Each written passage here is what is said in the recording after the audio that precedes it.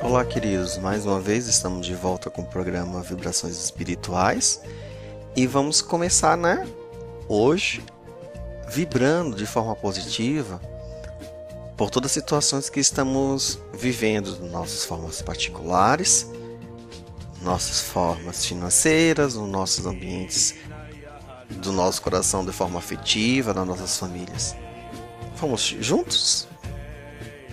Divino Pai Celestial, divinos orixás, divinas manifestações de Deus através dos sagrados orixás, que possamos hoje vibrar de forma positiva, trazendo ao nosso coração a paz, a tranquilidade.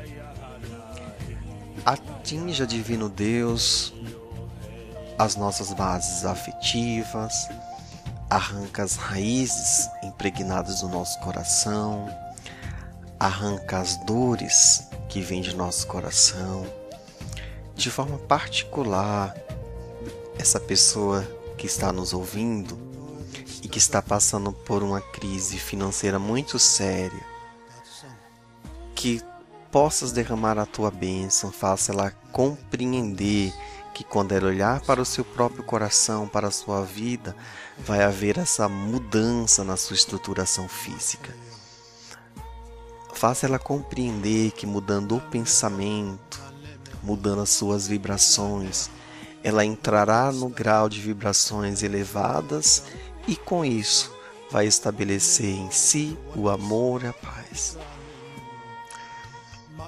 Que o Divino Pai Oxóssi possa dar a ela a graça de olhar para frente e perceber os erros e a falta de luta.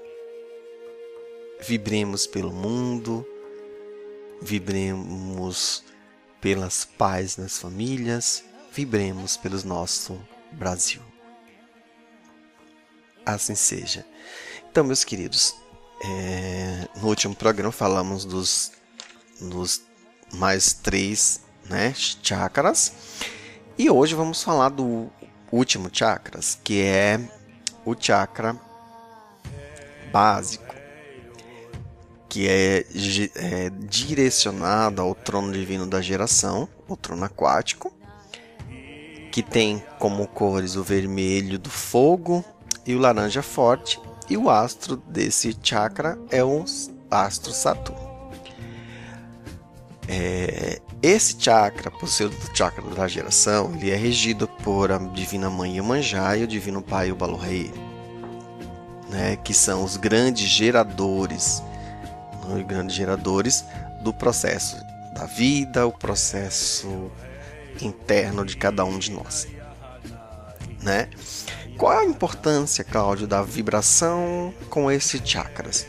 Tudo possível, porque, como nós vimos durante esses programas, o chakra está sempre relacionado a um processo nosso.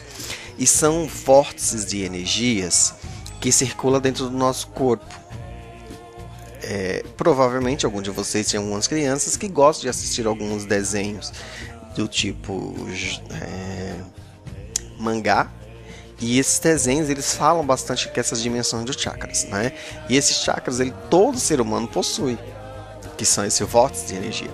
Vamos relacionar aqui, por exemplo, dentro de um trabalho mediúnico. Dentro de um trabalho mediúnico, o chakra, por exemplo, coronário, ele é totalmente importante porque é através dele que é conectado o guia, Vamos falar de guia porque estou falando na visão de Umbanda. O guia, ele vai fazer essa conexão através desse chakra para que ele possa se comunicar com o médium e aí ele possa se manifestar. Aí é lógico que ele vai fazer também essa conexão, com os outros chakras, por exemplo, o laríngeo, que é para poder se comunicar através da fala. Diferente quando nós falamos dos divinos orixás. Os divinos orixás, eles não fazem essa conexão com o nosso chakra, até porque eles são energia pura. Se eles são energia pura, se eles fizerem essa conexão, o médio explodir. E não é o intuito aqui, Não é o médio explodir. E sim, pelo contrário, é evoluir. Então os guias eles utilizam esse chakra.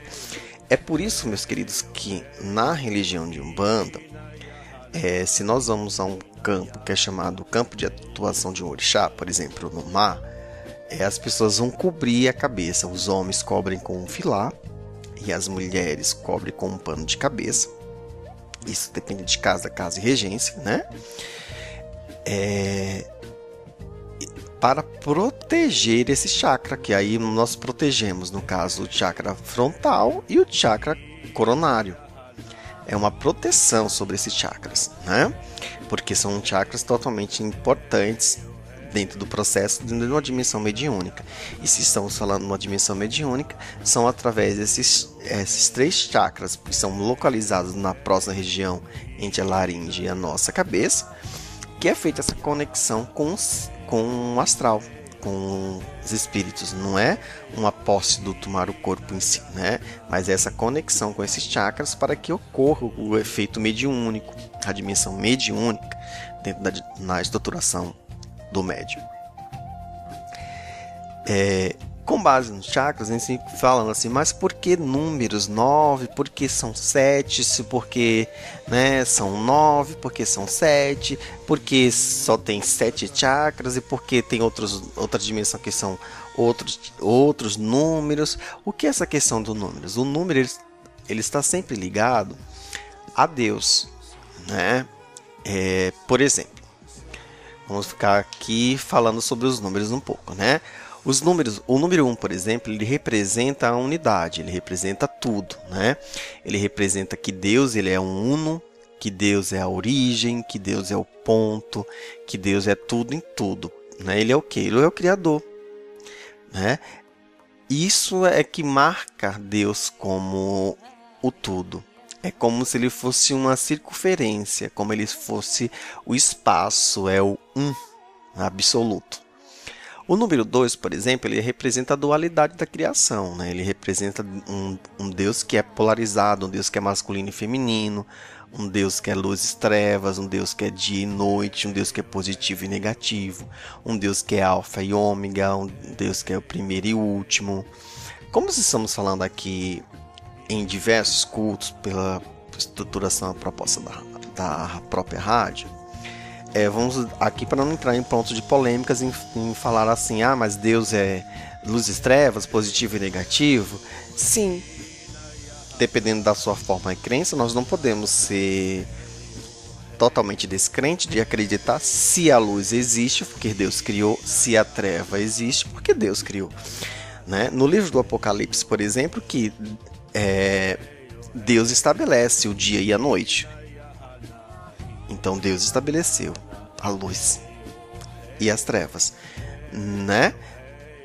Entendemos aqui que nós estamos falando de trevas como um ser demoníaco, porque o demônio é uma criação da religião, né? Então vamos também aprender a separar isso, tá? Nós podemos dizer que esse número 2 também está ligado ao Sol e Lua, né? Alfa e Ômega, né? Primeiro e último, Deus Pai, Deus Mãe. O número 3, ele representa o multiplicador, né? Que é o que se gerou, é a Trindade, como está escrito no processo da Igreja Católica, o Pai, Filho e Espírito Santo. São as tradições antigas, Pai, Mãe e Filho. O terceiro olho, como a gente vê, que é aquele olho que tudo vê. Então, é o triângulo, né? A polaridade dos triângulos. Temos aí também o número 4, que representa os 4 elementos, terra, água e fogo. E também as 4 direções, não é isso? Norte, sul, leste, oeste. Podemos falar também que representa o alto astral, o baixo astral, direita e esquerda, né? É por isso que o número 4, o símbolo dele é a cruz, que tem as 4 polaridades, não é isso? A cruz ela tem os 4 lados dentro dessa dimensão. Temos ainda do número 5 ao número 9, mas infelizmente o nosso tempo é curto. Vamos ficar um pouco por aqui. No próximo programa falaremos no finalzinho do número. Muita paz a todos e até o próximo programa.